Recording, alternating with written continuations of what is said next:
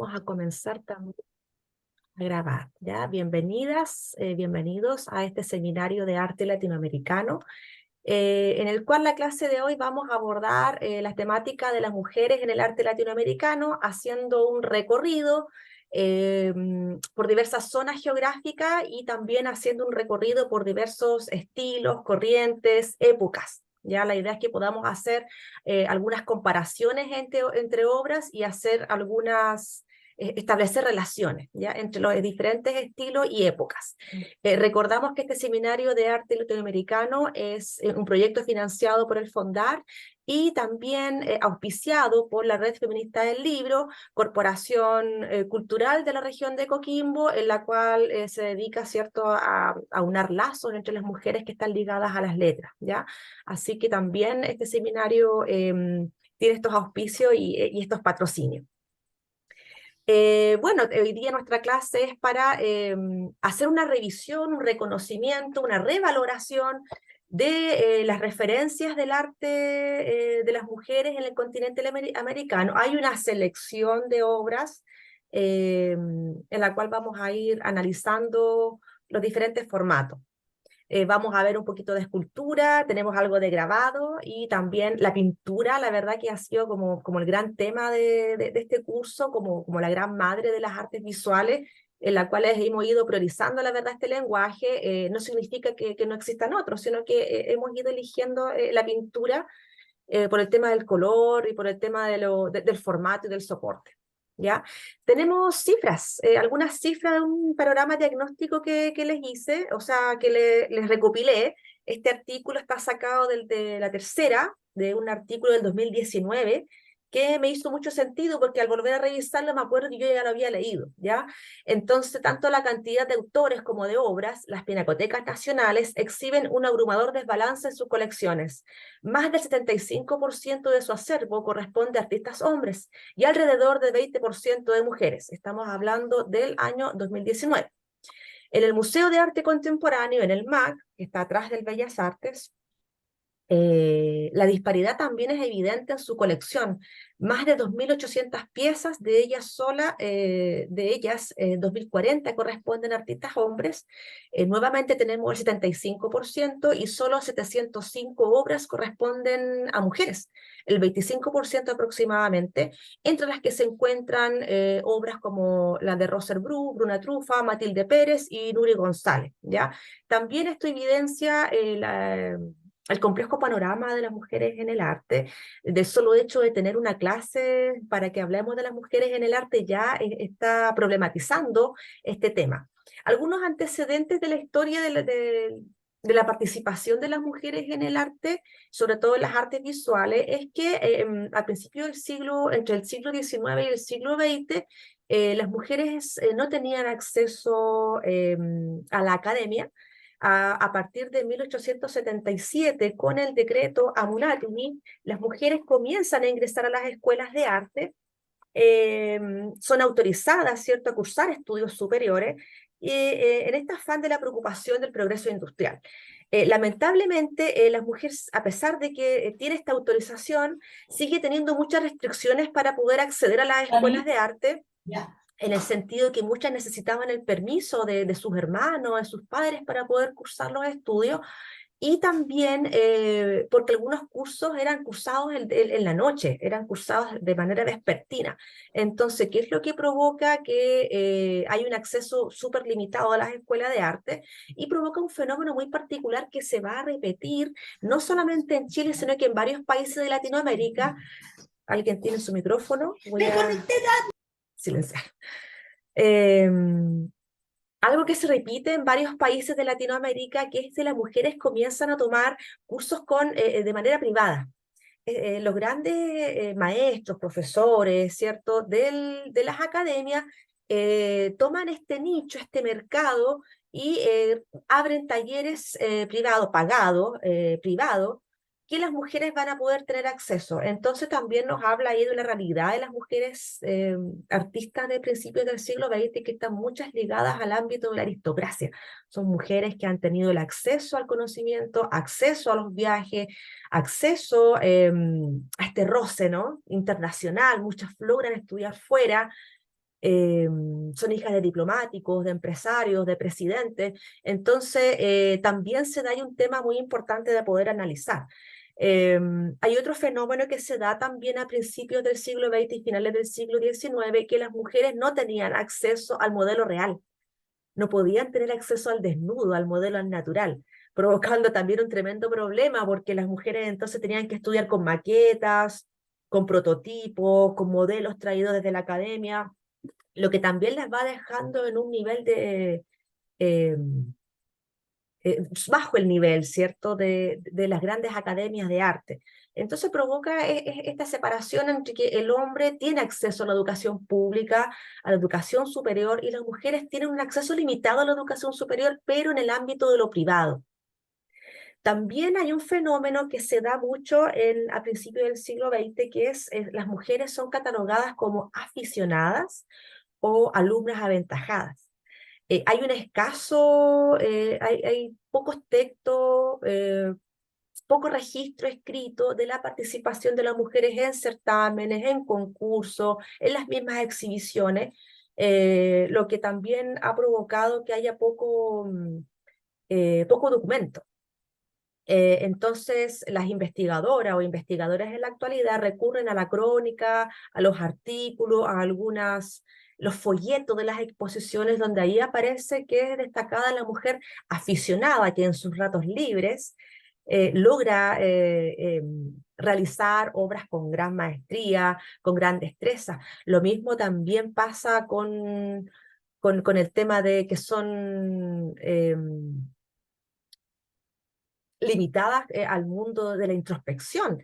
Son catalogadas con adjetivos como delicadeza, eh, lo fino de su obra, ¿cierto? Entonces también eso va dejando en desmedro la participación de la mujer en las diversas exposiciones, y no porque no hayan existido, sino que porque no había registro, no había participación, tampoco había un reconocimiento real al aporte de las mujeres en las artes visuales. Toda esta información yo la he ido sacando de un libro, que es un libro que también es financiado por Fondar, que es Compartir el mundo, la experiencia de las mujeres en el arte. Es un libro del 2017 y ahí aparece todo esto que les estoy comentando, todas estas vicisitudes que tienen que pasar las mujeres a principios del siglo XX para poder posicionarse en el mundo del arte. Hay otro libro que también ustedes pueden tener acceso, yo se los dejo al final, que es Feminismo y Arte Latinoamericano, Historia de Artistas que Emanciparon el Cuerpo, de Andrea Giunta, que también ustedes pueden tener acceso al libro de manera digital. Ya son libros súper útiles y que van problematizando y poniendo en evidencia esta inequidad, ¿cierto? Vamos a seguir avanzando con los temas, ¿cierto? Hay un tema también importante que es el asunto de los viajes en el arte. Va a repercutir de manera importante en lo que son las artes visuales del principio del siglo XX. Habíamos visto la vez anterior el tema del muralismo mexicano y habíamos citado a una artista que era Aurora Reyes. Ella fue ayudante de Diego Rivera, también fue estudiante de la escuela preparatoria ex edificio San Ildefonso, que lo vimos en la clase anterior, y habíamos dejado también, eh, habíamos mencionado a unas artistas que eran las hermanas Greenwood, que fueron catalogadas en un principio como las gringuitas, ¿cierto? Ya este apelativo diminutivo ya nos habla de la mirada peyorativa que tenían las artistas en esa época, y las hermanas Greenwood pintaron, ¿cierto?, un mural en el mercado Abelardo Rodríguez. Es un mural que está en el interior de este mercado y ellas se ven sometidas o se ven expuestas a tener que subirse a los andamios, también con mucho pudor. Ellas tuvieron que pintar siendo observadas por una multitud porque era algo muy nuevo, era algo muy rupturista, era algo que causaba mucha conmoción en la población. Y los temas que van a tratar en sus murales son los temas propios del muralismo mexicano, que van a terminar por influir en la estética latinoamericana. La lucha de clases, la reivindicación de la clase obrera, la lucha de la clase trabajadora, la posición de la mujer indígena, van a ser clave en los grandes temas del arte latinoamericano. Habíamos hablado también de esta relación de la arquitectura con los elementos visuales del mural, y aquí vemos unas especies de engranajes que están alrededor de esta ventanilla circular, ¿ya? Y también aquí estamos haciendo énfasis en los temas que vimos en la clase anterior. Tenemos entonces a estas dos hermanas, las hermanas Greenwood, que son, me parece que son estadounidenses, y la idea de los viajes, como les decía recién, va a terminar por influir. Y no solamente los artistas latinoamericanos van a ser influidos por las corrientes europeas o norteamericanas, sino que también va a ser recíproco, va a ser viceversa. Las corrientes de las vanguardias europeas van a verse también muy influenciadas por los artistas latinos que por diversas razones van a viajar a Europa a principios del siglo XX huyendo de la revolución, en este caso de México, y también al revés, huyendo de la Guerra Civil Española, de la Primera Guerra Mundial. Entonces hay una influencia mutua. Recordemos también las máscaras africanas de Picasso, que también en esta idea del origen, de volver a lo natural, de volver a lo primitivo, entre comillas, va a evidenciarse en el arte esta idea de los viajes. También tenemos a un artista que es Paul Gauguin, que va a radicarse finalmente en Tahití, en esta búsqueda de lo austero, de lo puro. Entonces va a influir esta idea de los viajes, va a ser clave también en el mundo del arte, y no solamente el mundo del arte de las mujeres, sino que a nivel general, y se va a evidenciar en las obras de los artistas y las artistas.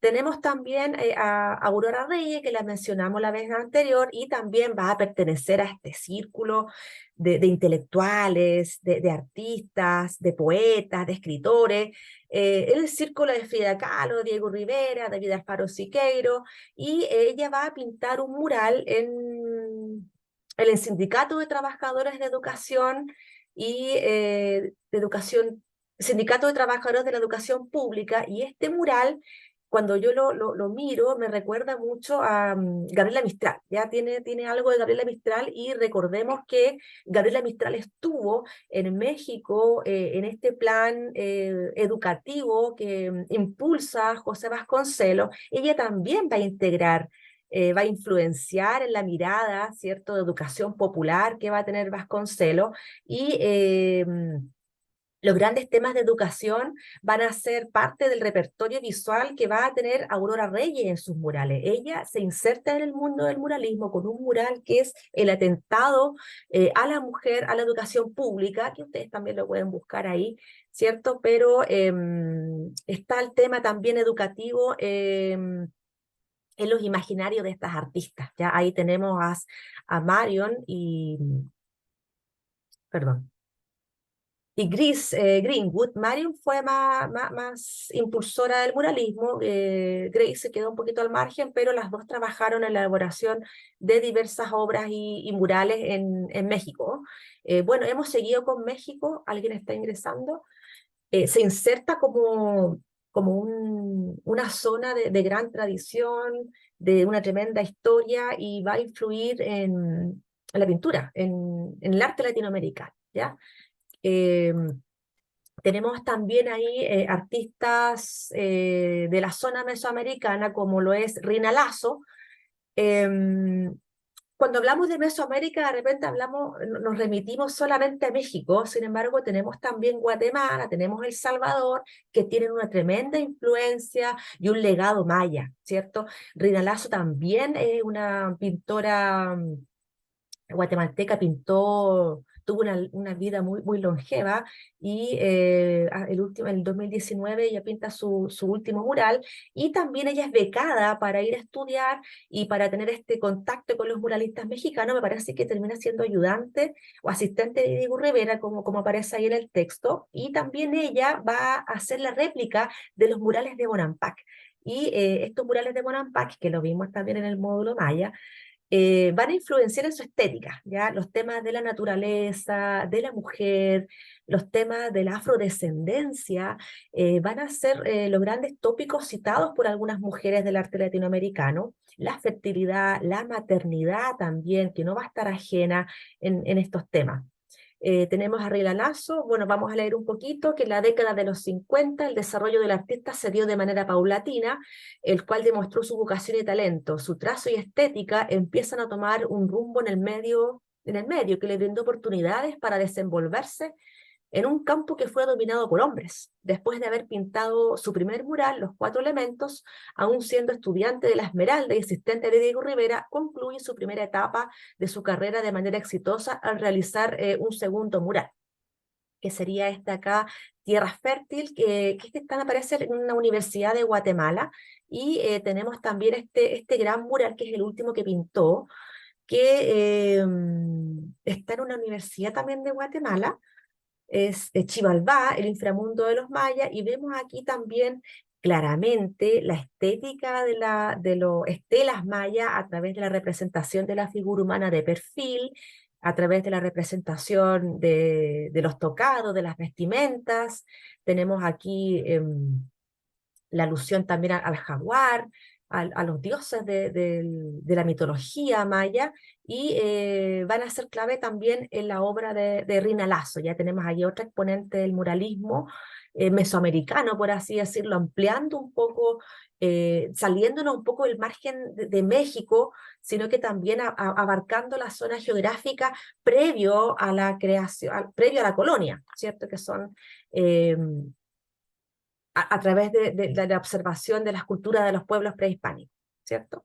Tenemos entonces ahí ya tres artistas, Aurora Reyes, las hermanas Greenwood, y también tenemos a Rina Lasso, ¿ya? ¿Qué más tenemos? Hay otra corriente que va a surgir a principios del siglo XX, en las primeras décadas del siglo XX, que son también esta corriente del esoterismo, el misticismo y la magia, saliéndose un poco ya de lo que es los temas de la lucha de clases, saliéndose el tema del indigenismo. Tenemos a estas artistas que son Remedios Varo, Leonora Carrington, Remedios Varo también huyendo de la Guerra Civil Española, y también Leonora Carrington, que es una artista inglesa, una artista que también tiene origen aristocrático, tiene acceso a poder estudiar en las academias de arte, y sus temas son muy oníricos, sus temas son muy relacionados con la magia, es catalogada como surrealista. Ahora tenemos esta figura de André Breton, que nadie podía ser surrealista si él no lo decía, entonces también pertenecen a este círculo de intelectuales, de artistas que están viajando constantemente a Europa, que tienen roces y relación con artistas europeos. Leonora Carrington tuvo una relación con Max Ernst, un artista también del surrealismo, y tiene una vida un poco trágica, entonces termina radicándose en México, siendo allá como acogida por la élite intelectual, ¿ya? Están unidas, bueno, tenemos una tercera artista que es fotógrafa, que es Katy Horna, que también va a ser parte de estos grupos, de estos colectivos de artistas, intelectuales, creadores, ¿ya? Están unidas por el exilio y la amistad, formando un grupo muy singular. Tenían reuniones y hablaban mucho del tema del esoterismo, de la magia. Hay un tema con la metafísica también. Eh, Son parte de sus vidas. Sus obras tienen aspectos en común. Hay objetos simbólicos desde el mundo de la magia y el esoterismo, aparecen en composiciones efímeras, aparecen como en estas perspectivas quebradas, espacios ambiguos que no se sabe si es adentro o afuera, la alquimia, el mundo de la transformación, de la quimera, el mundo de las fórmulas y laboratorios van a ser parte de sus imaginarios y de su repertorio iconográfico que va a inundar sus obras. Se imponen como grandes artistas del surrealismo latinoamericano. Y vamos a ver la diferencia, porque cuando uno googlea o busca las obras de Remedios Varo, Leonora Carrington, se confunden un poco, ¿ya? Porque aparecen como muy unidas en sus visualidades, pero vamos a leer algunas claves para poder distinguirlas. Sobre todo Remedios Varo va a tener una paleta mucho más cálida, va a tener el amarillo y el dorado, van a ser importantes en la obra de esta artista, haciendo un poco esta alusión al medioevo, ¿ya? Recordemos que el dorado tiene este gran antecedente en la época medieval. Y acá tenemos dos obras, voy a mover un poquito aquí porque no logro ver. Creación de Aves de 1957, esta está en el Museo de Arte Moderno de México, y tenemos aquí también Naturaleza Muerta de 1963 en el Museo de Arte Moderno de la Ciudad de México, ¿ya? Hay otro tema también que, hablando de esta segregación o de esta inequidad en el mundo de las artes visuales y las mujeres también por sus obras facturan menos. También hay un dato ahí importante que ustedes lo pueden ver en el libro de Feminismo y Arte Latinoamericano. Los montos son bastante, se diferencian mucho. De hecho, algunas artistas se conforman con pintar aunque si le pasan solamente los materiales, ¿ya? Entonces también eso es un gran antecedente y un gran tema que es importante que lo vamos visualizando, ¿ya? Y aquí tenemos entonces la obra de Leonora Carrington, que está en el Museo Metropolitano de Nueva York. Es un autorretrato. Se fijan que la paleta cambia, es un espacio un poco más definido. Leonora Carrington, este es un autorretrato donde ella se retrata de una postura más masculina. Se fijan con pantalones, y la alusión al caballo, que también va a ser clave en la obra del artista. Ella, viniendo de un mundo de la aristocracia, viviendo en estas grandes haciendas de Inglaterra, ella tiene mucho contacto con el mundo de los caballos, entonces los va a retratar de manera permanente en su obra. Aparece ahí despeinada, rompiendo un poco el canon de la postura de la mujer en la época, donde tenía que demostrarse mucho más recatada, en posturas mucho más de señoritas, por así decirlo, ¿ya? Y también ella incursiona con la escultura. Aquí tenemos la Barca de las Grullas, y hay un museo en México que es un museo que está dedicado a la obra de Leonora Carrington. Su obra también permanece como en el mundo de lo privado, en colecciones particulares. Muchas de las artistas que vamos a ver ahora, eh, sus obras permanecen en el ámbito muy de colección privada. Muy pocas están en los grandes museos del mundo, como el Met. Hay algunas obras que están en el Met o en el Louvre. No hay mucho tampoco en los grandes museos del arte, en el mercado del arte. No se insertan tampoco de manera muy evidente. Eh, Tenemos también aquí una obra de Leonora Carrington que vamos a leer también, que a mí me encanta poder leer las interpretaciones de los diferentes investigadores en las obras de arte. El Jardín del Genio, que es una colección privada, si se fijan, está protegida también por derechos de autor la obra. La paleta cambia, una paleta de colores mucho más fríos. Vemos estas especies de laberintos que van a ser parte también de la obra del artista. Y está el caballo nuevamente, una especie de hojas, de alas de mariposa, un huevo. Y aquí me voy a permitir leerles también una interpretación que hay, que tengo también de un libro que es el libro Breve Historia de las Mujeres Artistas, que es un libro también que es como estilo Taschen, que son recopilaciones, pero la verdad que son bastante útiles al minuto de investigar y al minuto de conocer sobre la obra de mujeres artistas, porque no hay mucho tampoco en cuanto a la literatura. Recordemos el libro de Gombrich, que es un libro que se inserta dentro de lo popular en la historia del arte, porque es un libro que es muy amigable, es muy didáctico, va contando la historia del arte de manera muy lúdica, muy narrativa, y lo hace muy amigable para poder estudiar.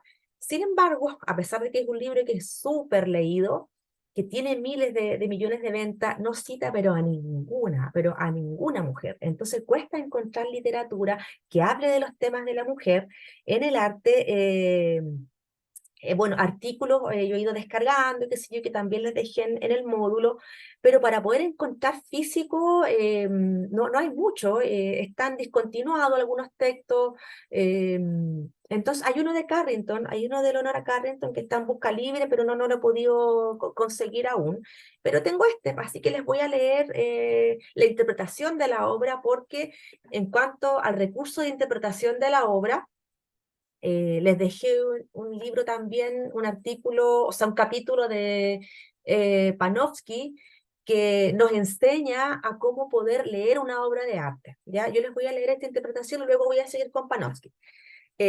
Su fascinación con la imaginería del sueño, la alquimia, la brujería y el espiritualismo se hace evidente en la perspectiva distorsionada, y el espiritualismo se hace evidente en la perspectiva distorsionada, perdón, los colores poco usuales y las extrañas criaturas que pueblan este lienzo. La obra se conoce también como el Jardín del Genio, y también está citada como los pantalones de Uru. Y todos los que acceden al mismo van en busca del conocimiento. Entre las inquietantes figuras que se sitúan en un primer plano se incluyen mariposas fantasmas y criaturas en forma de pájaro y de pez, mientras que a lo lejos se aprecian algunas siluetas sombrías. Una figura verde en forma de esfinge vigila sentada encima de una cueva, y otra figura con la cabeza roja a la entrada de las mismas. Están como cuidando este huevo de la sabiduría. En el interior de la cueva se encuentra el huevo cósmico de la sabiduría, que representa la fertilidad y el nuevo nacimiento y el futuro. Dicho huevo es obra de Kun, uno de los primeros dioses egipcios, el cual creaba a los niños humanos en su torno de alfarero y los colocaba en el útero de sus madres, y se decía de quien lograba acceder a su cueva regresaría a un tiempo anterior en el que los humanos estaban protegidos de nacimiento. ¿Ya? Ahí tenemos una interpretación de la obra, una lectura de los elementos iconográficos, y ahí también les encargo poder revisar la obra de Panofsky, porque hay tres estados, por así decirlo, o tres etapas para interpretar una obra. Una es lo preiconográfico. La lectura preiconográfica nos va a leer, nos va a hacer una lectura de lo natural, de lo que tú primero ves, los colores, algunas formas. Es como que tú no supieras nada de la obra, ¿cierto? Es una descripción tipológica de los aspectos formales de la obra, si es simétrica, si no es simétrica, si tiene figuras geométricas, cuáles son sus colores principales. Y hay una segunda etapa de la interpretación de la obra, que es la interpretación iconográfica, que ahí es donde va la literatura, donde hay que investigar qué significa cada uno de los símbolos de las obras, y es una interpretación de la historia, del contexto histórico también en el que fueron creadas las obras. Entonces también nos va a ayudar a poder hacer estas interpretaciones o el estudio de una obra de arte. También existen verdaderas tesis, investigaciones, hipótesis que se plantean de una sola obra de arte. Entonces, por eso es importante que aprendamos también a hacerlo. Y el tercer estado de la interpretación de una obra de arte es el aspecto iconológico, que es un aspecto que ni siquiera el artista va a tener conocimiento, que son las implicancias de la obra de arte, cómo va a influir en otros artistas y cómo se va a posicionar dentro de la historia. Es un estudio que podemos hacer después de la creación de la obra, ya posterior. Ya es súper entretenido ese tema de la interpretación de las obras, y nos va a ayudar mucho a poder a tener esta herramienta también que ustedes tengan para que ustedes hagan sus propias investigaciones, que busquen en fuentes bibliográficas. En el caso, por ejemplo, de la mitología del huevo, se fijan que hay un tema con los mitos que también se va a repetir en las artes visuales, ¿ya?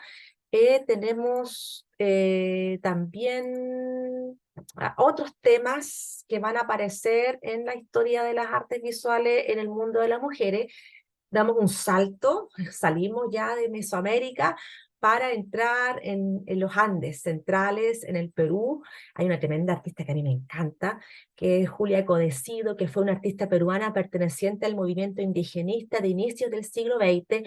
Julia Codecido también fue una artista, fue una mujer aristócrata, hija también de diplomáticos peruanos, que también tiene acceso a la academia, a los estudios, tiene acceso a, al roce artístico, ¿cierto? Intelectual.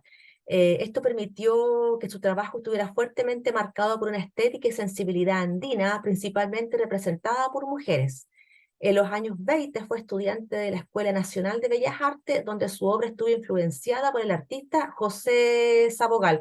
José Sabogal fue un artista también pionero en la representación del indigenismo, influenciado fuertemente por la literatura de Mariátegui, un intelectual, un periodista peruano, que tiene una serie de ensayos que me parece que son los ensayos, 7 ensayos de la realidad peruana, que ustedes pueden también descargar. Se los voy a escribir porque a los que le interesan el tema del indigenismo, a los que le interesa el tema del pensamiento decolonial, de la reivindicación del mundo indígena, les va a encantar. Se los voy a dejar aquí. José Mariátegui. A ver, déjenme. Es un tremendo intelectual que va a influir en la obra de Aníbal Quijano, de Enrique Dussel, perdón, que son filósofos de la corriente del pensamiento decolonial, que no va a hacer tener una mirada distinta del indígena. José Sabogal va a reivindicar la imagen del indígena a través de la solemnidad, dotándolo de dignidad.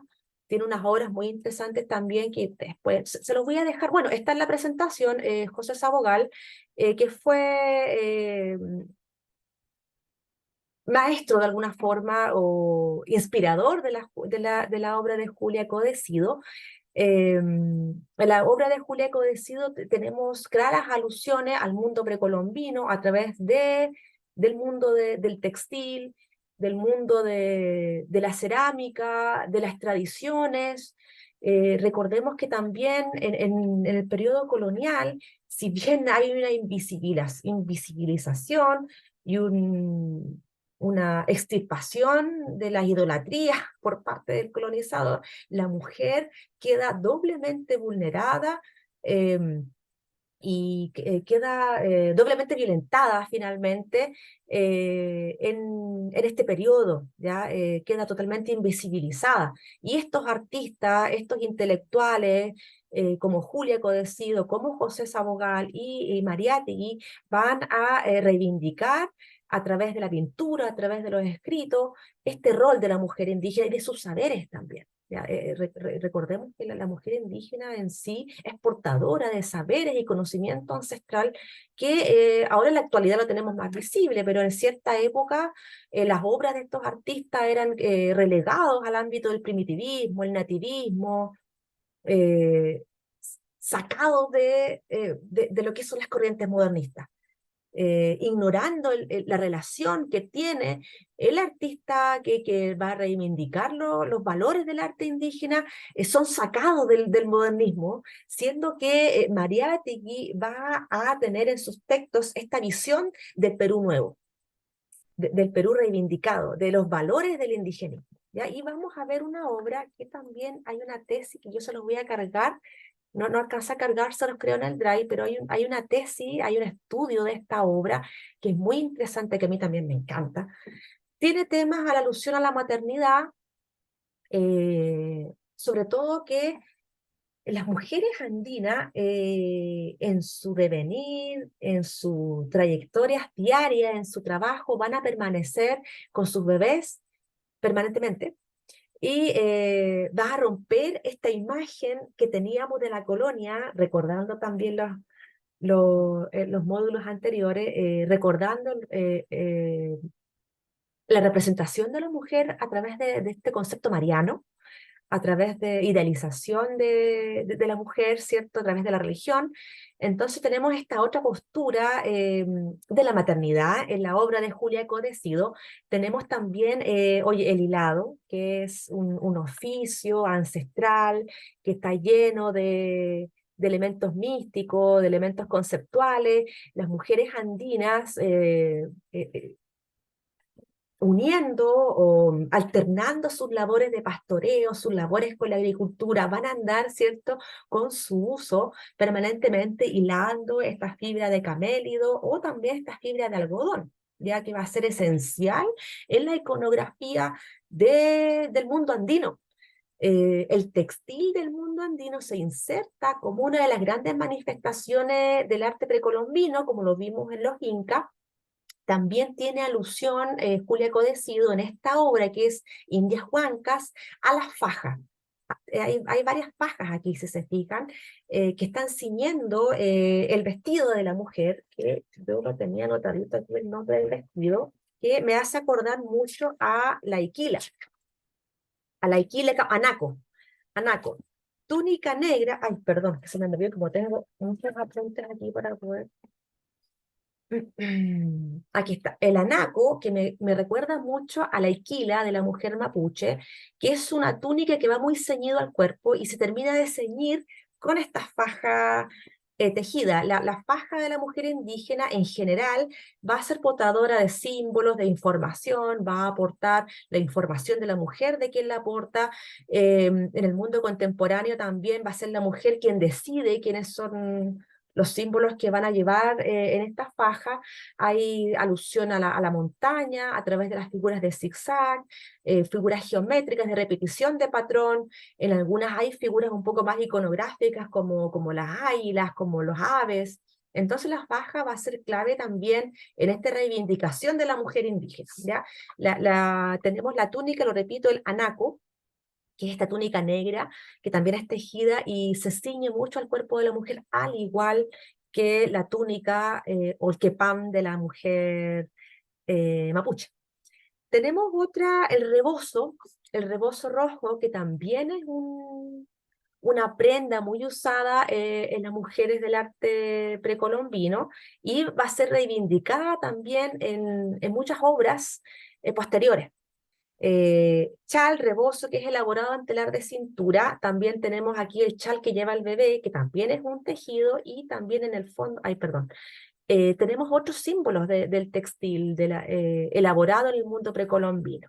¿Ya? Ahí tenemos entonces una obra de Julia Codecido que va a tener un imaginario y va a terminar por influenciar también la estética americanista, ¿ya? En esta corriente también que vamos a ver. Y en el ámbito del chal rojo y del textil, haciendo un guiño nuevamente con Mesoamérica, vamos a tener, ¿cierto?, a María Izquierdo, que va a tener una alusión al chal, dice, autorretrato con rebozo rojo. María Izquierdo también fue una artista mexicana, y también fíjense aquí el guiño al caballo, nuevamente el caballo blanco en su iconografía, y tenemos a nuestra Frida Kahlo, que también la conocemos muy bien. La tenemos aquí en un autorretrato que va a tener también este rebozo rojo, reivindicando en esta búsqueda de identidad de la mujer indígena. Estas dos artistas van a retratar en sus obras las vestimentas típicas de la mujer veracruzana o de Puebla, ¿cierto? La mujer indígena, que va a ser clave también en esta estética americanista, ¿ya? Bueno, Frida Kahlo la conocemos muy bien. Sabemos que conocemos su obra bastante bien en el ámbito del surrealismo o el mundo también muy autobiográfico, ¿ya? Y también en esta clase del día de hoy hemos estado viendo algunos datos biográficos de las artistas que van a terminar por incidir en su producción visual. Ya va a ser clave también esta cosa biográfica, ¿ya? No es menor. De hecho, muchas de las artistas en su vida van a estar marcadas por hechos dramáticos, ¿no? Siendo, aumentando estos mitos en el arte. Ya recordemos la vida trágica que también tuvo con el accidente que tuvo Frida Kahlo en un autobús que la deja, cierto, sin poder tener hijos, ¿ya? Y también esta enfermedad que la mantuvo después postrada al final de su vida, ¿ya? Bueno, pero ya conocemos harto de nuestra gran Frida Kahlo, así que vamos a ir avanzando en conocer otras artistas también. Ya hemos hecho un tremendo recuento con las artistas de México y los Andes Centrales a través de Julia Codecido. Tenemos aquí, pasamos a otras artistas también. Raquel Forner, una artista argentina. Su obra también cuesta mucho poder catalogarla. Ella pasa por muchos estilos, pasa por un estilo cubista, pasa por un estilo abstracto, un estilo surrealista, un estilo expresionista, y estas tres obras que tenemos acá van a ser insertas dentro de una serie que es el drama. Ella también tiene una vida muy dramática. Me parece que también viene huyendo de algo, de la guerra. Tiene esta obra que es Ícaro, que es un óleo sobre lienzo. Tiene La lucha, un óleo sobre lienzo también, ambas entre el periodo de 1900, entre la década de 1940, que se va a insertar un periodo de creación del artista. Y algunos datos. eh, Ella fue la primera mujer argentina en recibir un premio, ¿ya? Y luego de eso termina siendo galardonada con varios reconocimientos. eh, Resulta difícil ubicar su obra dentro de una determinada tendencia. De una primera postura referida a temas sociales, fue creando su propio imaginario hasta desembocar en un expresionismo simbólico centrado en una original mitología del espacio. En su serie El drama se percibe un sentimiento de angustia con el que convivirá el artista, relacionado a la muerte de sus parientes paternos españoles en la Guerra Civil. Nuevamente tenemos la idea del drama vivido al principio del siglo XX a través de las guerras. El tema del exilio, el tema de los viajes, va a ser clave también en los imaginarios de las mujeres artistas de esta época.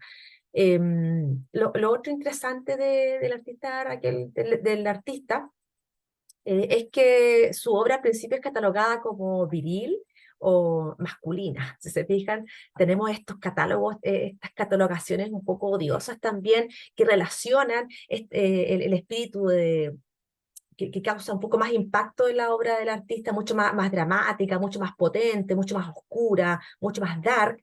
Lo catalogan con este espíritu de masculinidad.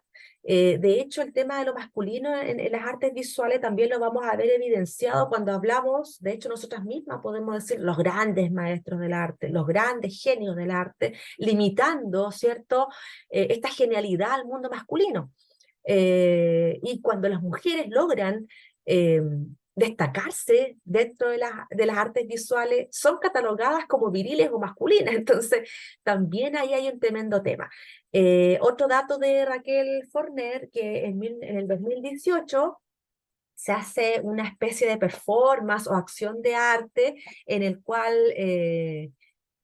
apagan las luces del museo. Saben que lo tengo acá.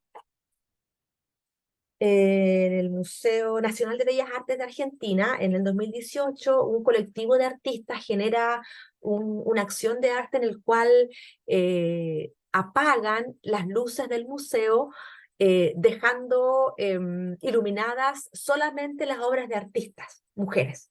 Eso fue el 2018. Y el museo quedó completamente a oscura, siendo iluminada solamente esta obra de Raquel Forner, que es el drama de 1942. Entonces, aquí nos habla de esta tremenda brecha que existe y del problema que estamos evidenciando a través de algunas cifras que vimos al principio y a través de esta historia de exclusión. ¿Ya? Así que también la obra de Raquel Forner tiene esta impronta. ¿Ya? La obra de Ícaro, nuevamente tenemos la alusión a la mitología griega, y también se los voy a leer, porque la obra de Raquel Forner está principalmente en su fundación. No vemos la obra del artista en los grandes museos, sino que se tienen que fundar estas organizaciones, estas instituciones, para poder albergar la obra de las artistas, ¿ya? Entonces, de la fundación saqué también algunas interpretaciones de la obra.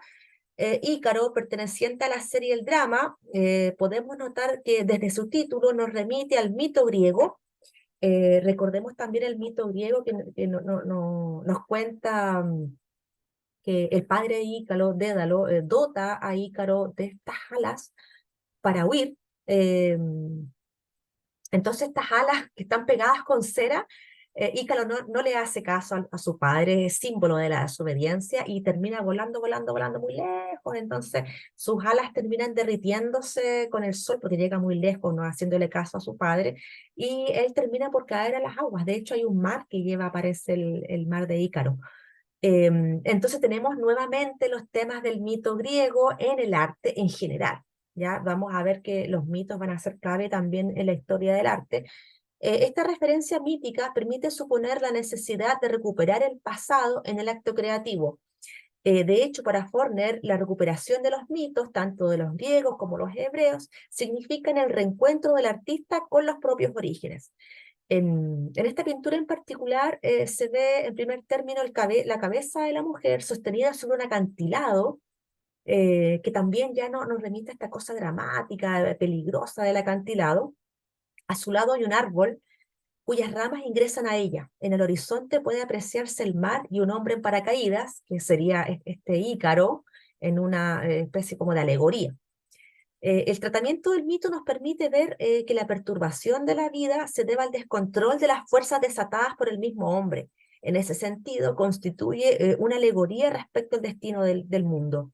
En su afán de ascender, desatendiendo las advertencias del padre, Ícaro acaba cayendo, perdón. El futuro del mundo resulta silenciado y acaba perdiéndose, tras el intento de alzarse sobre el resto de los mortales. Esta alegoría nos encierra una lección que aparecerá tratada en otras obras pictóricas. La desobediencia, la desmesura conllevan a la muerte. Sin embargo, la temática de Ícaro constituye el ámbito experimental de los futuros viajes cósmicos. A diferencia de obras posteriores, esta está privada de esperanza, pues representa un mundo sin futuro en el mundo de la modernidad. Ya este texto está sacado de la fundación, de la página de la fundación de Raquel Forner, y ahí van a aparecer un montón de obras que también ustedes pueden investigar. ¿Ya? Entonces tenemos también una artista argentina, que se aleja de los temas del indigenismo, ¿cierto? Pero también toca temas muy importantes como el drama, como la guerra, como el sufrimiento, como la desigualdad, que también es importante en los imaginarios de la obra del arte latinoamericano. A ver, ¿qué más? Pasamos entonces, oye, nos saltamos zona geográfica, ya pasamos a la zona del Amazonas, tenemos a esta artista que es Tarsila do Amaral. eh, es quizá la principal artista modernista en el ámbito latinoamericano, ¿ya? Y ahí estamos hablando de la modernidad nuevamente, y cuando hablamos de la modernidad estamos hablando de periodos en la historia, periodos que se dan las condiciones para poder innovar, para hacer cosas más en el ámbito de la disrupción, en el ámbito de el rupturista. ¿Ya? En la corriente del modernismo brasileño va a influir no solamente la pintura, sino que la arquitectura, la literatura, la fotografía, la escultura en general. Y Tarsila do Amaral también es una artista que me parece que fue hija de empresarios cafeteros, entonces también tiene acceso al conocimiento, acceso a los viajes, acceso al mundo intelectual finalmente. Y cuando ella regresa, me parece, de Europa, ella ya está formado el movimiento modernista, ¿ya? El perfecto ejemplo de unión entre tradición local y vanguardia. El movimiento modernista quiere romper con la academia, con el estilo canónico que se vio que se expresó en la Escuela Imperial de Bellas Artes. Y ahí hago un guiño también a algunos antecedentes históricos. Recordemos que Brasil fue sede imperial, en la realeza estuvo refugiada en cierta época, me parece que 1700, fue sede de la realeza en las guerras napoleónicas. Entonces, hay algo muy de la nobleza, muy de la cosa imperial, Portugal en Brasil, quedando como herencia estas academias de bellas artes en la cual se reproducía el aspecto del canon, de las proporciones, de la mímesis, esta cosa muy estructurada, llena de normas. Entonces, el modernismo brasileño viene a romper esta corriente canónica, ¿ya? Vamos a ver que Tarsila do Amaral va a ser, ¿cierto?, figura clave dentro del movimiento de la antropofagia, y tenemos aquí el pescador, un óleo sobre lienzo, que está en el Museo de Rusia, y también tenemos que Tarsila do Amaral tiene la influencia cubista a partir del trabajo de los planos, de las superficies, de colores un poco más grisáceas, algo de transparencia. Y tenemos aquí esta obra que está acá abajo, es Antropofagia, de 1929, que va a ser propia del estilo del artista. El artista tiene esta cosa como lúdica, como infantil, tal vez. Tenemos estos colores planos que van a ser propios de esta corriente modernista y de la antropofagia, que es una corriente filosófica de entre 1928 y 1929, liderada por Osvaldo de Andrade, que va a ser esposo de Tarsilo Amaral, quien también en esta corriente de las vanguardias van a generar un manifiesto, el manifiesto de la antropofagia, que nos postula que no es necesario marginar lo que viene de afuera, sino que es clave poder digerirlo, masticarlo en esta idea del canibalismo. Lo comemos, lo que viene de afuera, lo deglutimos para convertirlo en algo nuevo, ¿ya? Y esto también es clave para poder comprender la obra del artista, en este sentido de que habla de convierto el tabú en tótem, ¿ya? Y esto aparece también en el manifiesto de la antropofagia, y vamos a ver una obra que va a ser inspiradora de esta corriente. Aquí está, perdón, Avaporu, de 1928, que esta obra, al igual que una de Frida Kahlo, está en el Museo de Bellas Artes el Museo de Bellas Artes de Buenos Aires. Oye, ¿sabe que hay mucha bulla aquí? Deme unos minutos.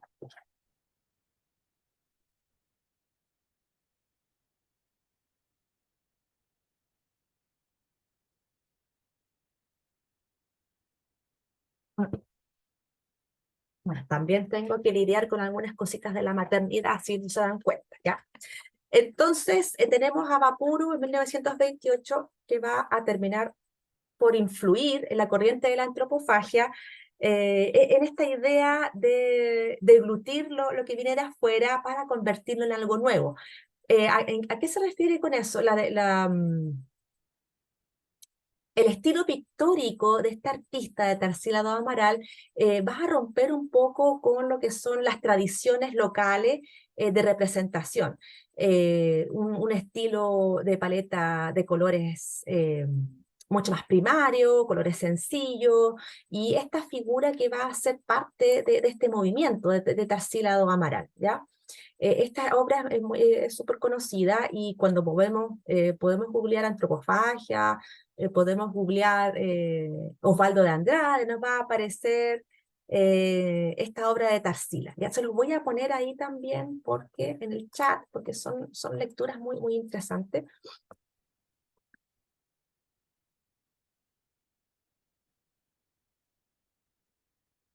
Ahí está, junto con Anita Malfatti, Osvaldo de Andrade, Mario de Andrade, que no tiene nada que ver con Osvaldo de Andrade, y otros artistas más de la época, formaron un grupo de los modernistas que terminan por influir también en los imaginarios del arte brasileño. Está Cavalcanti, Segal, eh, forman estos equipos de intelectuales. Ya también tenían reuniones en sus casas, ¿cierto? Como tenían mucho acceso al conocimiento y a recursos, ¿cierto? Podían darse también estos lujos de tener estas tertulias artísticas, y en el que luego se intercambiaban pensamientos, poesías, ideas. Y va a ser clave también entonces Tarsila do Amaral en el movimiento modernista de Brasil. Me salté, parece, recién. Ahí tenemos, aquí tenemos a Anita Malfatti, que ella es previa a la influencia de Tarsila do Amaral. Cuando Tarsila regresa a Brasil, se va a encontrar ya con este movimiento que venía surgiendo, ¿ya? Es considerada introductoria de las vanguardias europeas y estadounidenses en Brasil.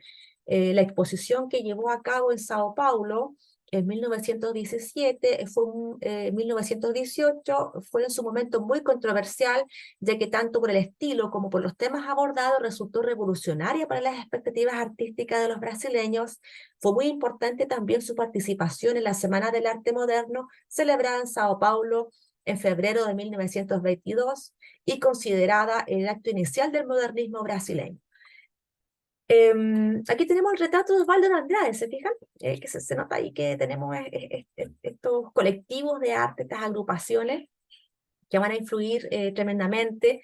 ¿Y qué podemos destacar de este retrato de Andrade? Guiños al fauvismo, claramente, en este verde casi crudo que pone en sus ojeras, los colores fuertes, los colores, el uso de una paleta de colores complementarios. Va a ser también muy importante la obra de Anita, tiene también algunas controversias por ahí que ustedes pueden investigar.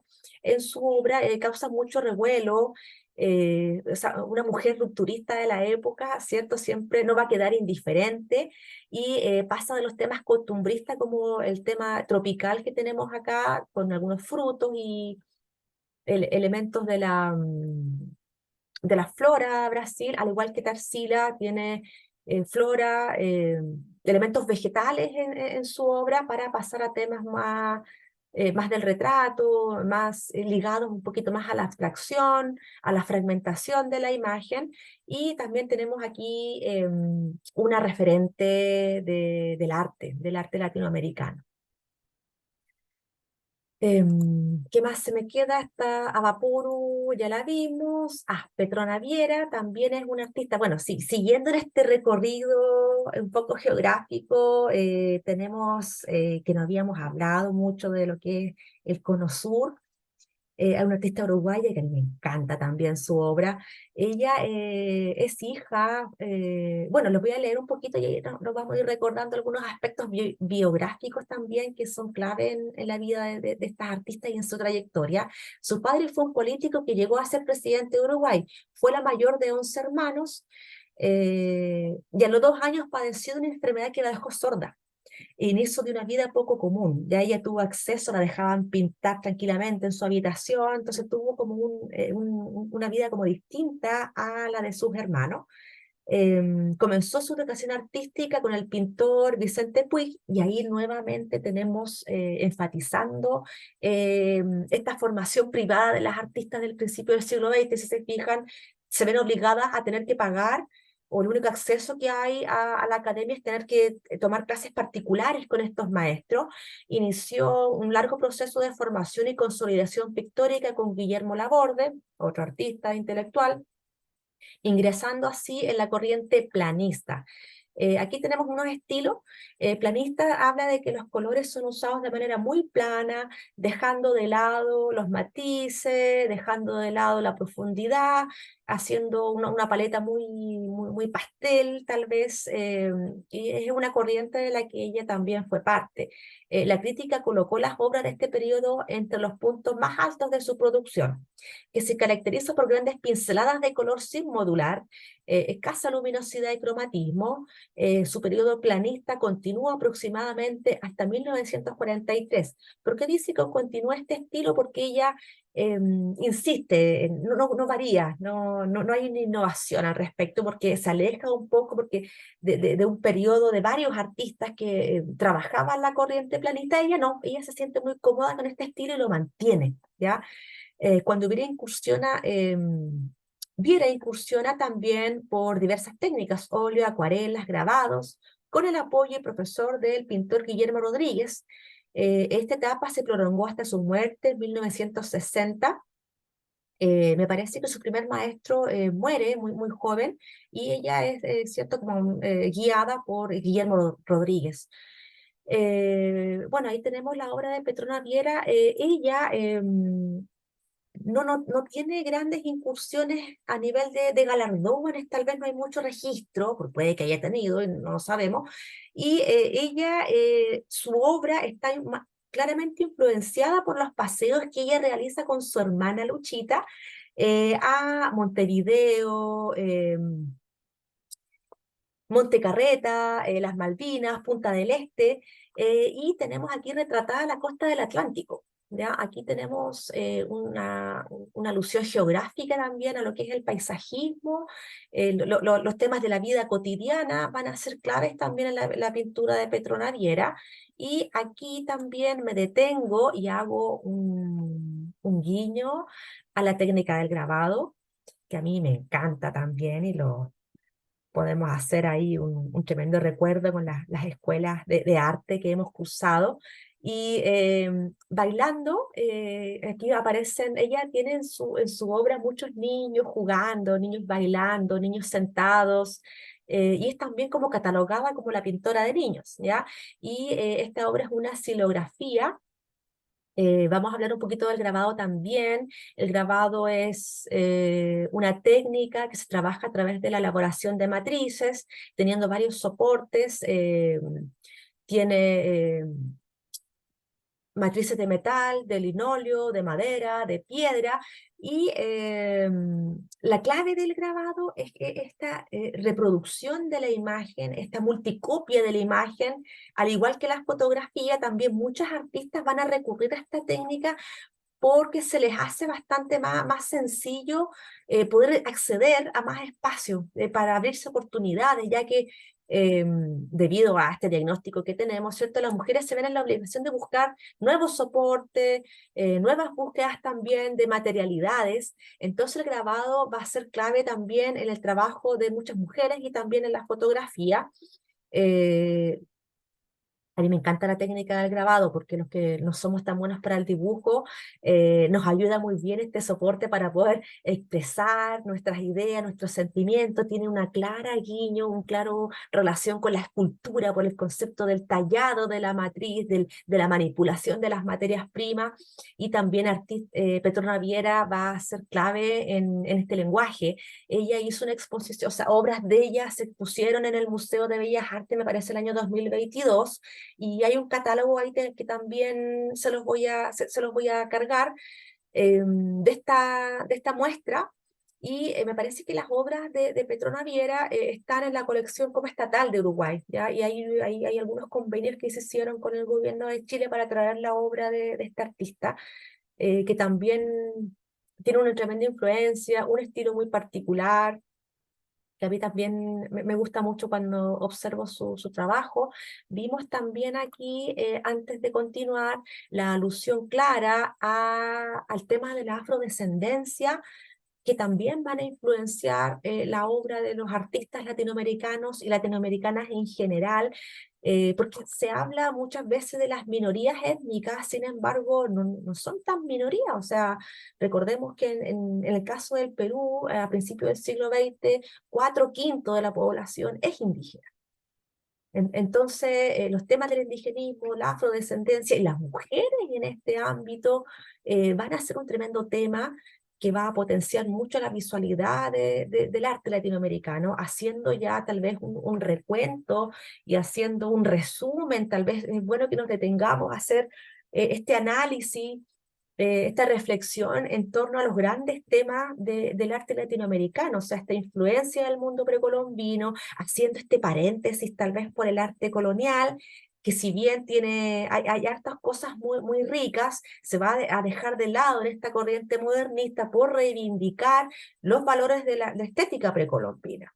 Y el tema racial, el tema étnico, el tema del mestizaje, son temas potentes en la visualidad del arte latinoamericano, ¿ya? Oye, continuemos con chilenas. Ya hay hartas artistas chilenas. Yo creo que conocemos más porque como tenemos más acceso, ya hemos estudiado algunas referencias del arte nacional tenemos a Matilde Pérez, una tremenda artista también. Fue una pintora, escultora, artista visual y catedrática chilena adscrita, perdón, al Grupo de los Cinco y posteriormente al Grupo Rectángulo. Este Grupo Rectángulo tiene este fundamento con el arte abstracto, geométrico, eh, con el arte más puro, tal vez esta corriente también que se contrapone conceptualmente al arte que tiene una función más política, ¿cierto? Tenemos esta corriente del arte abstracto, que es el arte por sí solo, el arte para la contemplación, el arte también, esta cosa mucho más matemática. Participó como una de las grandes fundadoras de este grupo, junto con Ramón Vergara Gres y Jimena Cristi. Ella también toma cursos con el muralista Laureano Guevara, que también va a influenciar en su posterior creaciones. Me parece que ella tiene un mural, me pueden ayudar, el Museo de Cielo Abierto de Valparaíso. Tiene ahí algunas obras murales que también necesitan de mucha restauración y de recursos para poder que se mantengan, ¿ya? Muchas obras son sin título porque son como obras abstractas, obras geométricas, su obra es op art, está efecto de ilusión óptica, de movimiento, y también ella tiene acceso, me parece, también a las escuelas es becada para estudiar en el extranjero y tiene relación académica, parece que fue alumna de Víctor Basarelli. Víctor Basarelli fue un artista connotado y referente de las artes del op art. El op art es como la ilusión óptica, la ilusión de movimiento, un movimiento artificial que también tiene su guiño con el arte del arte óptico, pero con movimiento real, que es también Alexander Calder, que es de la misma época y se pueden configurar dentro del mismo movimiento de op art. Oye, tenemos otra chilena, me parece, que es Marta Colvin, que también me encanta su obra.